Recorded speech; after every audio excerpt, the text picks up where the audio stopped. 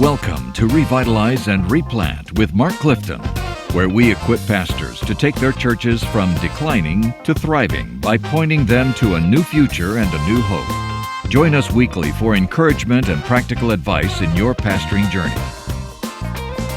Good morning, or good afternoon, or good evening, whenever it is that you're listening to us. I'm Dan Hurst. There's Mark Clifton over there. Dan Hurst was a AM disc jockey. Yeah. On a number one soft rock radio station in Kansas City for how many years? Way too long. You know, so now he gets 20. To the microphone and he goes, "Good morning." Good morning. For traffic. Yeah. How early did you start, by the way? Like each day, like what time would your show begin? The show started at 5:30. Wow. And I would be up at 3:30 in the morning getting ready to go to work. Which was great because you can drive 80 miles an hour. That's out in the morning. Worked out great. Hey, we're talking about something really near and dear to my heart, and I got to tell a sad story, a sob story, and you're going to go, oh, poor you. When I first went into the ministry full time, my first job in the ministry was part time. Was with our friend Mark Clifton. Your dad and my dad and Tom Bray were good friends. Remember Tom Bray? Tom Bray, yep. And Tom Bray was at Nolan Road Baptist Church, and he said, well, why don't you just come on over here and become my youth man? Yeah. I went, okay, I don't know what I was doing, but I was ready to do that. And that lasted about 6 months, and I got a call from Sycamore Hills Baptist Church. And they said, why don't you come on over? We need a minister of music and youth. And I talked to Tom Bray about it, and he said, oh, you definitely have to go. He says, you need to make the move. So that was my first full-time job. And so I went to this youth group. There were about 30-some-odd kids in the youth group. But they allowed me to go to the high school. Back then, you could do that. You couldn't proselytize, as they use the word. But I could go have lunch with them at lunch during the lunch time. And I would get to know some of these kids, and some of these kids started coming over. Well, this church had a gym. And so on the weekends, we would open it up. And especially during basketball season or football season, we would have like fifth quarter parties, you know, and the youth group started growing. And it got to the point where we were running over 400 kids in this youth ministry. And I had exactly 2 couples to volunteer with me. And I went to the pastor and I said to him, I said, I don't know what I'm going to do. I can't keep up with it. It's becoming a security. And he says, well, you're the minister of youth. You figure it out. We're talking today, how do you enlist and care for volunteers? Oh, wow. You get into a difficult situation. Maybe you can't grow because you don't have volunteers. And you need a volunteer, not because you have too many people, but because you don't have enough. And you need some help in some areas. So let's kind of talk about volunteers. And by the way, I want to make sure that we differentiate between volunteers and ministry. That's right. And we got an article here we're going to attach to the show notes by Chuck Peters, and he gives us 5 really good points. So we're going to kind of unpack those. But even before we get to the points, I was with Richard Blackaby not long ago, and Richard was relating a story that a pastor came up to him and said, be careful what you say to a Blackaby, because they'll answer you very honestly, all right? Trust me. And so, in a good way, this pastor came up to Richard and said, I can't get any volunteers. Our church, I've been there for 10 years. I can't get anybody to do anything. You don't understand our church. People just don't serve. They don't serve in the nursery. They don't serve on committees or teams. I'm at my wit's end. It's not, there's nobody serves in my church. I've heard that in different places myself.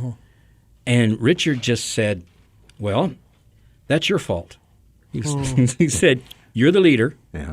It's your job to get people engaged to serve. And if you can't get people engaged to serve, then there's a problem. He said you can learn how to do that, but you got to acknowledge you don't know how to do that, and you got to try to learn how to do that. You can't just sit around and say people won't serve. I've asked them, they won't serve. That's right, and that's often what happens. We ask people, or we ask them the wrong way, and they won't serve. So here's 5 things that, and I agree. Look, you can disagree with me and Richard all you want, but I agree. If nobody's serving in your church, that's an issue of your. Oh man, this is tough. Of your leadership. Yeah.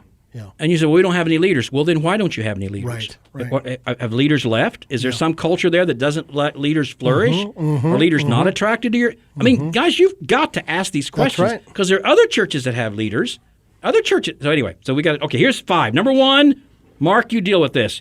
Stop leading with need and obligation. Yeah, stop leading with need and obligation. Here's what I would say. Folks, a lot of our folks, man, they are sweet people, and they will serve if you ask them to serve out of, we have a need here, and they'll do that, and some will do it joyfully for a while.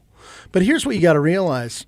Most of our people will not just serve out of need with joy for the long haul. And that's because God has uniquely gifted and wired every individual in our church where they will thrive based on the gifting that they have. So this is where, as leaders, listen, stop leading with need and obligation. Listen, for a while, I get it. Like we need greeters. We need somebody who's going to check in the kids or whatever.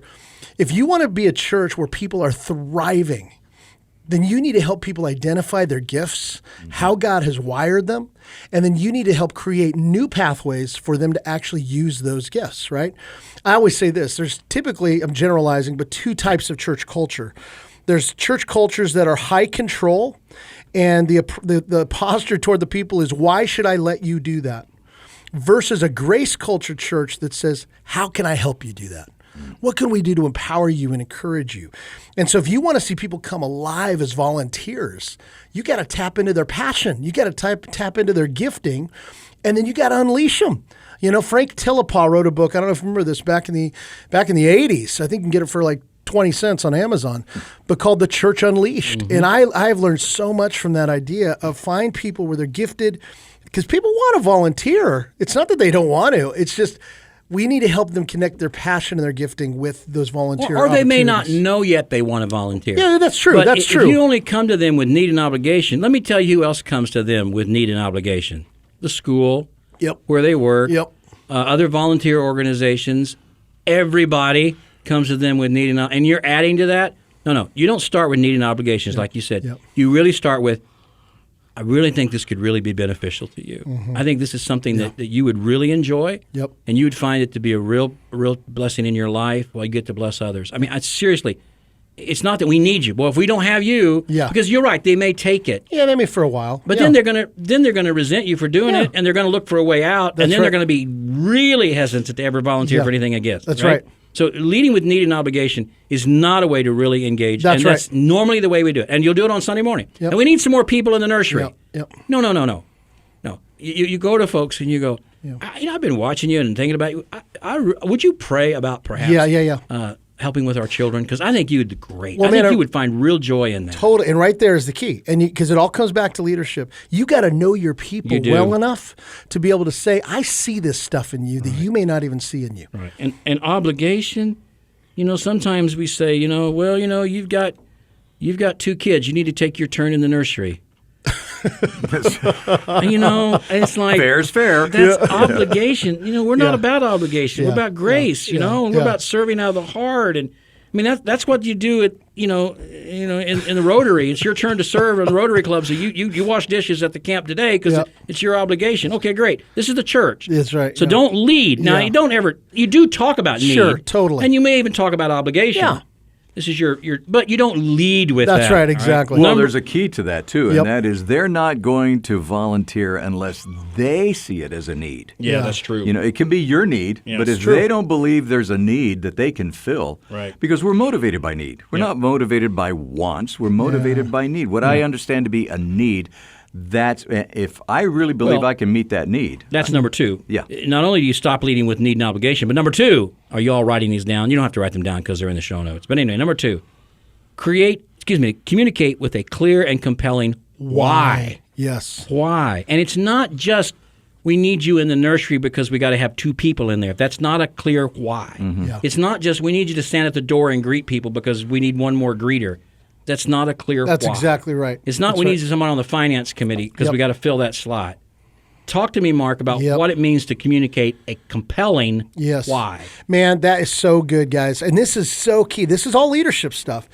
Let's just talk greeters for a second. It's not enough, as you said, to say, hey, we need a couple greeters at that door and go ahead and sign up your name.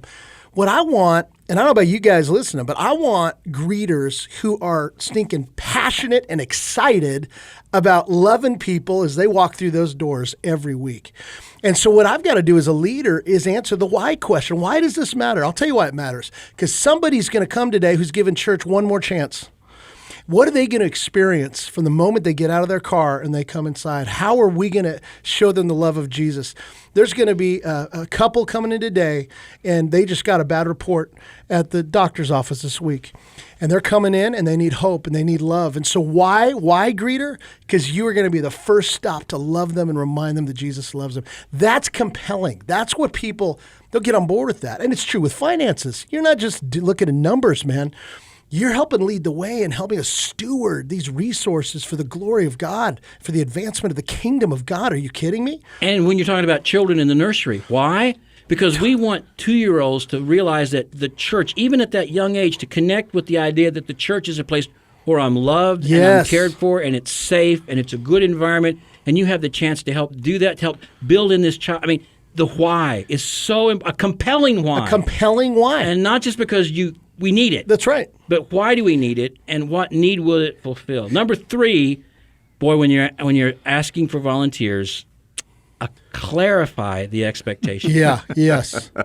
Oh boy. What is exactly you want? Yeah. And how many? If it's a committee, how many nights a week might this take? If it's teaching, what's preparatory time for teaching? What kind of lesson material will I have? If it's greeter, what time do I need to be there? Yep. What do I need to wear? The more you clarify it, the more they're going to be comfortable with it. Yep. And the less you leave it foggy, the more they're going to be. Go ahead. 3 simple things with this. And you know what? You might be like, we're a small church. We don't really need it. No, you got to change the culture. Okay. So with volunteers, 3 things you need to do. Number 1 is take the time to write a brief job description of what that position will entail. What is it? Be clear on what it is, what it's going to involve. Number 2, meet with the individual going over that job description with them. And as you're having coffee with them, you want to answer questions. You're also giving the why behind it and getting them excited, hopefully in clarity. The third thing is ongoingly, whether it's once a month or whatever, check in with them. Because sometimes volunteers, we do a great job of unleashing the volunteer. But what about the ongoing care when they're discouraged or whatever are we doing to keep that fire going? Does that make sense? Yeah. And it's all about clarifying expectations so that we're on the same page. If you don't clarify expectations, here's what will happen. You'll get frustrated, they'll get frustrated, and other people will get frustrated. And all these things we're talking about, if you lead with need and obligation, if you don't present a clear and compelling why, if you don't outline clear expectations, the people who do end up volunteering out of obligation are not going to be fulfilled. They're going to be frustrated. Yep. And you're going to create in your church that culture that pastor said, which is nobody here will volunteer. Well, because there's a culture of not volunteering, That's right. because it's not a positive experience, Yep. right? And again, that falls back on the leader. As much as that's hard to say, it is true. It's just true. And you can Yeah. learn to do these things. Yes, And here's the deal. exactly. If you do them with just 1 or 2 people and you have a success, that begins to breed a culture. You know, you've been in churches where there are a lot of volunteers because there's a culture of that. Yep. Then you go to some churches where it's almost like it's one culture or another. Yeah, totally. And in many ways, if you do have a church with a lot of volunteers, sometimes the culture is perhaps obligation, and you can sense that too. It's not a happy place. Yeah. Everybody's working out obligation. Some people have 4 and 5 jobs. By the way, I think it's a good idea, even in a normative-sized church, to try to tell people you can have 2 roles here. I don't think you need to have more than 2, maybe 3, but 2. Yeah. If you're going to be a deacon, then you can also serve on the finance. If you're going to work in the preschool, then maybe you can also be on the fellowship team, but not more than 2. We get some people I like that. who That's out of wise. obligation will fill any job because it's got to be filled. Well, then that leaves other people who won't do it, and then they're overtaxed. They don't do them all well. Yep. And I just think I know some guys who say really good. we got 2. You choose 2. I think it's You great. got 2. And then it almost makes it look like it's important. Yeah. Yep. You know, and if you don't fill them all, you don't fill them all. Yep. Yep. But I think that's better. Okay. That's really good. Number 4, Mark, how would you word this one? Yeah. So give them an out. The way I would word it is this: have clear and easy on-ramps and off-ramps. Yeah, if I don't like this. Yep. If you're asking me to be a greeter and I find out, you don't have to. They don't have to tell you. You can tell this. Look, try this. Yes. And I'm going to put you with Gary. He's one of our best greeters. You know, or I'm going to put you with Mary in the preschool. She's one of our best teachers. Try it with her for a month. And look, if it's not where you fit, Well, that's fine. Yeah, no worries. No worries. You got to give them an out. Yeah. They'll be 10 times more likely to take it. For sure. If you give them an out. For sure. And there's no guilt with it. I mean, that's the thing. Right. It's like, man, we're all just trying stuff here. Right. That's what we're trying to do. The other plus of having an on-ramp and off-ramp that's clear isn't just for them, but it's for you. I know. They may not be a good greeter. Because they may not be. And so one of the hardest things is how to fire, quote unquote, a volunteer, right? You all know Tom Rayner. I did a little podcast with Tom. He rode my coattails for a few years, and together he and I wrote 41 books. He wrote 40. He wrote 40, and I wrote one. But together we wrote 41. But Tom is introverted. I'm introverted, but man, Tom's introverted. You're like an extrovert compared to Tom. I've never met a more introverted person maybe than Tom. But we're both introverted. So when we would get together, we would never talk to each other except when we did the podcast. So we were happy with that.